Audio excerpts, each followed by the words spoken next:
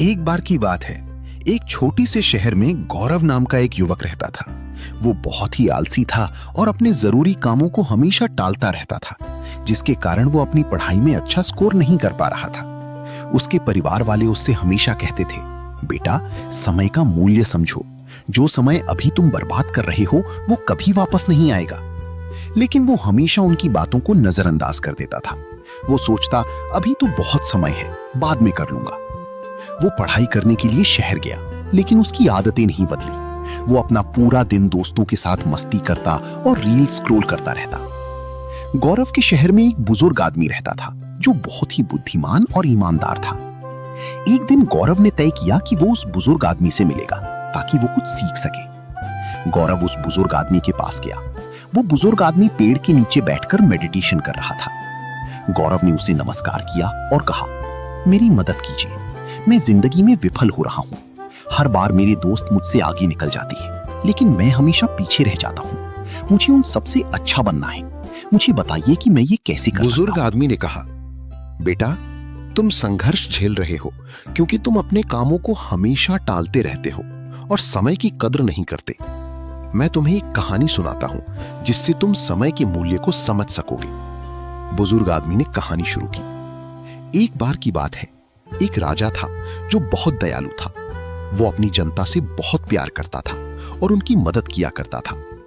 एक दिन उसे एक व्यक्ति मिला जो बहुत ही आलसी और गरीब था। उसके पास ना तो पैसे थे, ना ही नौकरी और ना ही इज्जत। वो हमेशा अपनी परेशानियों का दोष दूसरों को देता था। राजा ने उससे उसकी जिंदगी और उसकी परेशानियों के बारे में पूछा। उस व्यक्ति ने कहा, पता नहीं लोग मेरे बारे में ऐसा क्यों कहते हैं कि मैं कुछ नहीं कर सकता। जब भी मैं किसी नौकरी की तलाश में जाता हूं, सब मुझे मना कर देते हैं। राजा को उस व्यक्ति के लिए बुरा लगा। राजा ने कहा, एक सौदा करते हैं। सूर्य अस्त होने से पहले तुम मेरे राज दरबार में आना और जितना सोना चांदी तुम ले जा सको उतना ले जाना। वो सब तुम्हारा होगा। आदमी बहुत खुश हो गया और राजा को धन्यवाद कहा। वो अपने घर की ओर दौड़ा और उसने अपनी पत्नी को सब कुछ बताया। उस व्यक्ति की पत्नी भी बहुत खुश हुई और कहा, जाओ और जल्दी से सोना चांदी ले आओ। उस व्यक्ति ने कहा, मैं अभी नहीं जा सकता, मैं भूखा हूं, पहले मुझे खाना दो। जल्दी से उसकी पत्नी ने खाना बनाकर उसे दिया। उस व्यक्ति ने खाना धीरे धीरे खाया। उसने सोचा उसके पास तो बहुत समय है, खाना खाने के बाद खजाना लेने जाऊंगा।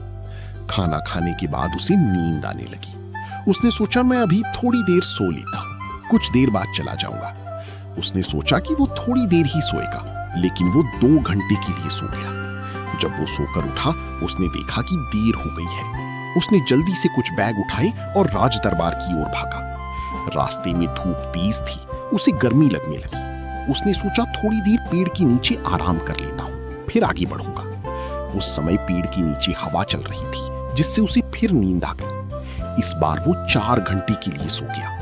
जब वो सोकर उठा, उसने देखा कि शाम होने वाली है और सूरज डूबने वाला है। वो जल्दी से बैग उठाकर राज दरबार की ओर भागा, लेकिन जब वो राज दरबार पहुंचा तो सूरज डूब चुका था और दरवाजे बंद हो चुकी थी। वो व्यक्ति बहुत दुखी हो गया। उसने अमीर बनने का एक अच्छा मौका गवा दिया, क्योंकि उसने समय की मूल्य को नहीं समझा। उस बुजुर्ग आदमी ने कहानी को खत्म किया और गौरव की तरफ देखा। गौरव के पास कोई शब्द नहीं थे। उसे अपनी गलती का एहसास हुआ। गौरव ने उस बुजुर्ग व्यक्ति को धन्यवाद दिया और घर वापस लौट गया। उसे समझ आया कि समय बहुत कीमती है, उसे बर्बाद नहीं करना चाहिए। उसी दिन से गौरव ने अपने लक्ष्यों पर काम करना शुरू किया। उसने अपनी काम टालने वाली आदत को छोड़ दिया और वो बहुत प्रोडक्टिव बन गया। कुछ ही दिनों बाद वो अपने सभी दोस्तों से आगे निकल गया और कॉलेज का सबसे होनहार बच्चा बना। इस कहानी से हमें ये सीख मिलती है कि समय सबसे मूल्यवान संपत्ति है।